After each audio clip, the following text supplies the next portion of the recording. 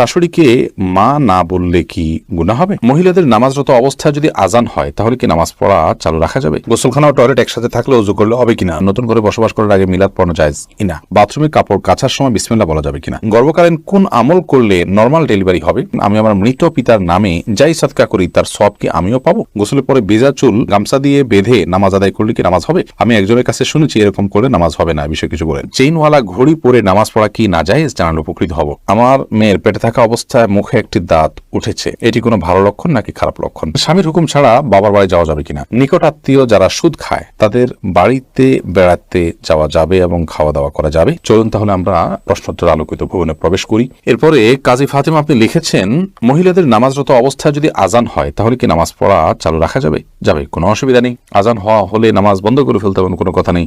আপনি নামাজ পড়ছেন, ইতিমধ্যে আজান শুরু হয়ে গেছে, আজান মুয়াজ্জিন সাহেব দিতে থাকুক, এদিকে আপনার নামাজ আপনি কন্টিনিউ করতে থাকেন, কোনো সমস্যা নেই। এরপর জেসমিন আক্তার আপনি লিখেছেন, গোসলখানা ও টয়লেট একসাথে থাকলে ওযু করলে হবে কিনা? বাসায় যদি গোসলখানা এবং টয়লেট একসাথে থাকে সেক্ষেত্রে ভেতরে ওযু করলে ওযু হয়ে যাবে, কিন্তু উত্তম হলো কমোড এবং টিপের মাঝে কোনো পার্টিশন না থাকলে, আড়াল না থাকলে সেক্ষেত্রে বাইরে ওযু করবেন, এটা হলো উত্তম। কিন্তু যদি ভিতরে ওযু করেন তাতে ওযু হয়ে যাবে, কোনো অসুবিধা নেই ইনশাআল্লাহ। রোজা ইসলাম রানী আপনি লিখেছেন, নতুন করে বসবাস করার আগে মিলাদ পড়ানো জায়েজ কিনা? নতুন করে বসবাস করার আগে কোনো মিলাদ পড়াবেন না, এরকম কোনো নির্দেশ কোনো হাদিস আমাদেরকে দেয়নি। আপনি নতুন ঘরে ওঠার সময় বিসমিল্লাহ বলে আল্লাহর নাম নিয়ে উঠে যাবেন, এর জন্য আলাদা কোনো আনুষ্ঠানিকতা আপনাকে করতে হবে, কোনো বাধ্যবাধকতা নয়। হ্যাঁ, আশপাশের লোকজন বা এলাকার মানুষ কিংবা আত্মীয় স্বজনকে ডেকে আপনি দাওয়াত খাওয়াতে চান আপনার খুশি একটা উপলক্ষে, সেটা সম্পূর্ণ আপনার ব্যাপার, শরীয়তের কোনো বিশেষ নির্দেশ নাই। আর এর জন্য মিলাদের আয়োজন করতে হবে কোনো নির্দেশ ইসলাম আমাদেরকে করেনি। শিরিনা বেগম আপনি লিখেছেন, পুরুষের কি রূপার আংটি পড়তে পারবে? জি, পুরুষের রূপার আংটি পড়তে পারবে এবং এটি বিভিন্ন বর্ণনা দ্বারা সাব্যস্ত হয়েছে। এরপর নুসরাত মাহি আপনি লিখেছেন, আমি আমার মৃত পিতার নামে যাই সাদকা করি তার সওয়াব কি আমিও পাবো? আপনার মৃত পিতার নামে যে সাদকা আপনি করবেন, আশা করা যায় আল্লাহ রাব্বুল আলামিন আপনাকেও এক্সট্রা হিসাবে তার সাদকার সওয়াব দিবেন, কারণ আপনি যেহেতু পরিশ্রম করেছেন, আপনি যেহেতু কষ্ট করেছেন, আল্লাহ রাব্বুল আলামিন সেজন্য আপনাকে বঞ্চিত করবেন না, কারণ আল্লাহ রাব্বুল আলামিন কাউকে তার পরিশ্রমকে পণ্ড বা ব্যর্থ হতে দেন না যতক্ষণ পর্যন্ত সেটি আল্লাহ সন্তোষের জন্য হবে এবং সঠিক নিয়মে হবে। আপনি ফরাদ হোসেন আপনি লিখেছেন, বাথরুমে কাপড় কাচার সময় বিসমিল্লাহ বলা যাবে কিনা? বাথরুমে কাপড় কাচার সময় বিসমিল্লাহ বলবেন, বিশেষ করে যখন কমোডের সাথে আপনার ওই জায়গার পার্টিশন থাকবে।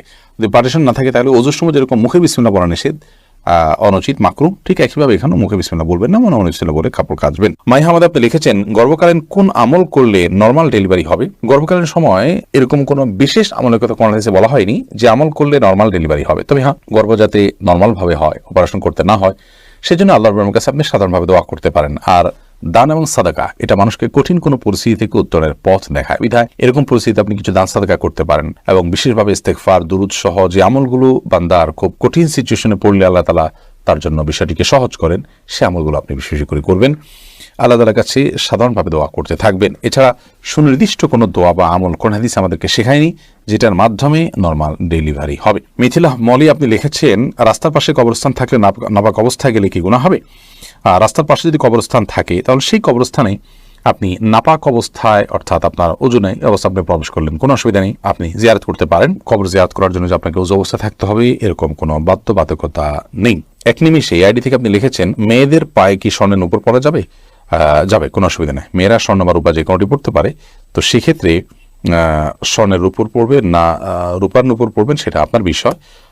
স্বর্ণ এবং রূপা এটা শরীরের কোনো অঙ্গ প্রত্যঙ্গে পড়তে নিষেধ, এমন কোনো কথা নেই। বিধায় মেয়েরা মাথায়, হাতে, কানে যেরকম স্বর্ণ পড়তে পারেন ঠিক একভাবে পায়ে নূপুর হিসাবে স্বর্ণ ব্যবহার করতে পারেন, কোনো অসুবিধা নেই। জারিফা জান্নাত আপনি দেখেছেন, গোসলের পরে ভেজা চুল গামছা দিয়ে বেঁধে নামাজ আদায় করলে কি নামাজ হবে? আমি একজনের কাছে শুনেছি এরকম করলে নামাজ হবে না, বিষয় কিছু বলেন না, এরকম করে নামাজ হবে না এমন কোনো কথা নেই। আপনি একজন নারী হিসেবে আপনার পুরো শরীর আপনাকে ঢেকে নামাজ পড়তে হবে, শুধুমাত্র মুখমণ্ডল এবং দুই হাতের কবজি আপনি খোলা রাখবেন, এর বাইরে অন্য কোনো শর্ত নেই। আপনি গামছা দিয়ে ঢাকেন বা গামছা দিয়ে বেঁধে তার উপর দিয়ে অন্য একটা কাপড় দিয়ে ঢাকেন, কোনো অসুবিধা নেই। আইরিন সুলতানা মাহি আপনি লিখেছেন, টেপে ওযু করলে নিচে বালতি থাকে, ফলে ওযুর পানি বালতিতে পড়ে, সে পানি কি টয়লেটের কমোডে ঢালা যাবে? ঢালা যাবে, কোনো অসুবিধা নেই, বরং ঢালাটাই উত্তম। বিশেষ করে কমোড পরিষ্কারের জন্য, টয়লেট পরিষ্কারের জন্য বা কোনো গাছ ইত্যাদি থাকলে সেগুলোর গোড়ায় পানি দেওয়ার জন্য, যে কোনো কাজে আমরা এই পানিটা ব্যবহার করাই উচিত। কারণ ওযুর যে পানিটা, এই ব্যবহৃত পানিটা এটা অন্য কাজে লাগানোটা কোন হাদিসের দৃষ্টিকোণ থেকে কোনো নিষিদ্ধ কিছু নয়, এটা নাপাক নয়। আর এটা আমরা হয়তো এটার মাধ্যমে পবিত্রতা অর্জন করতে পারবো না, কিন্তু অন্য যে কোনো কাজে আমরা ব্যবহার করতে পারবো। ধরুন কমোড পরিষ্কার করা কিংবা বাথরুমের ভেতরের অংশ পরিষ্কার করার জন্য পানি ঢালতে পারি, কোনো অসুবিধা নেই, কারণ এই পানিটা নাপাক নয়। কাজল আইডি থেকে আপনি লিখেছেন ওযু করার পরে কি আয়নায় মুখ দেখলে ওযু ভেঙে যাবে? না, কোনো অসুবিধা নেই, ওযু ভাঙবে না। সৈয়দ আবু হায়দার আপনি লিখেছেন চেইনওয়ালা ঘড়ি পরে নামাজ পড়া কি নাজায়েজ? জানালে উপকৃত হব। না, চেইনওয়ালা ঘড়ি পরে নামাজ পড়লে যেটা নাজায়েজ হবে এমন কোনো কথা নেই। আমির হামজা আপনি ইউটিউব চ্যানেলে আমাদের প্রশ্ন করেছেন, আমার মেয়ের পেটে থাকা অবস্থায় মুখে একটি দাঁত উঠেছে, এটি কোনো ভালো লক্ষণ নাকি খারাপ লক্ষণ? সন্তান গর্ভে থাকা অবস্থায় যদি মুখে দাঁত উঠে সেটা কোনো খারাপ বা ভালো লক্ষণ নয়। এটার ডাক্তারি কোনো ব্যাখ্যা আছে কিনা সে ব্যাখ্যা আপনি জানার চেষ্টা করবেন। এর বাইরে এটাকে অন্তত কুলক্ষণ মনে করার কোনো সুযোগ নেই, কারণ ইসলাম আসলে কোনো কুলক্ষণে বিশ্বাস করে না। এরপরে মার্জিয়া শেলি আপনি লিখেছেন নিকট আত্মীয় যারা সুদ খায় তাদের বাড়িতে বেড়াতে যাওয়া যাবে এবং খাওয়া দাওয়া করা যাবে। নিকটাত্মীয় যারা সুদের সাথে জড়িত তারা তো হারামের সাথে লিপ্ত, আল্লাহ তাআলা মাফ করুন। এই সুদের সাথে জড়িত হলে, হারামের সাথে যদি লিপ্ত থাকে, তাদের উপার্জন শুধুই হারাম হয়, তাহলে সেক্ষেত্রে তাদের বাড়িতে আপনি যেতে পারেন, কিন্তু তাদের খাওয়া দাওয়াটাকে কৌশল আপনি অ্যাভয়েড করবেন। আর যদি তাদের অন্য হালাল উপার্জন থাকে তাহলে সেক্ষেত্রে হালাল উপার্জন পরিমাণ বেশি থাকলে আপনি সেখানে খেতে পারেন। আর যদি হারাম উপার্জন পরিমাণ বেশি থাকে, হালাল উপার্জন পরিমাণ কম থাকে, তাহলে খাবেন না। আর যদি তিনি সুনির্দিষ্ট করে হালাল উপার্জন থেকেই দিয়েছেন আপনি জানেন, তাহলে সেক্ষেত্রে সেটা অবশ্যই খেতে পারেন। সাবির ইয়াসমিন জানাতে আপনি লিখেছেন স্বামীর হুকুম ছাড়া বাবার বাড়ি যাওয়া যাবে কিনা?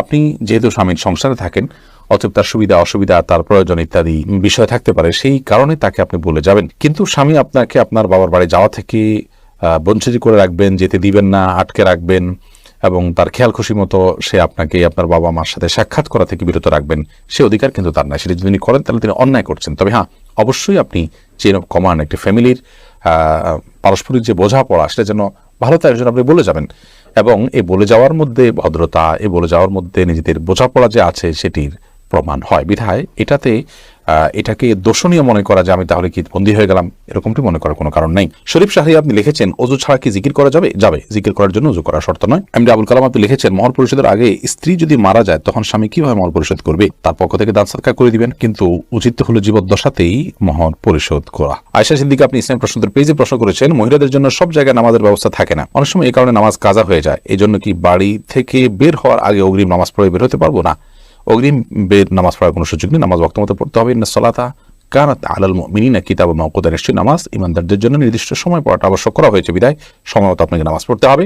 বাড়ি থেকে বের হওয়ার আগে আপনাকে অগ্রিম নামাজ পড়ার কোনো সুযোগ নেই। তবে হ্যাঁ, যেখানে যাচ্ছেন সেখানে নামাজের ব্যবস্থা যদি না থাকে আপনি ব্যবস্থা করে নেবেন, প্রয়োজনে রাস্তার এক পাশে দাঁড়িয়ে যাবেন, কোনো একটা ফাঁক ফোকর আপনি দাঁড়িয়ে যাবেন, কিন্তু আপনাকে অবশ্যই নামাজ পড়তে হবে সময় মতো। এরপরে কবির হোসেন আপনি লিখেছেন শাশুড়িকে মা না বললে কি গুনাহ হবে যদি তিনি কষ্ট পান?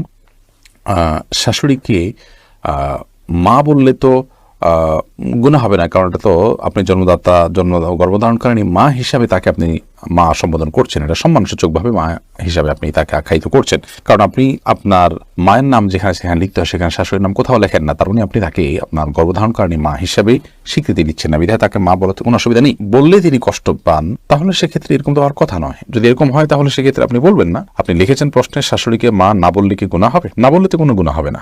আপনি প্রশ্ন করার কথা যে মা বললে কি গুনাহ হবে কিনা, না বললে তো গুনার কিছু না। আপনি শাশুড়িকে আন্টি বলেন বা অন্য কিছু বলেন, তাতে কোনো অসুবিধা নেই।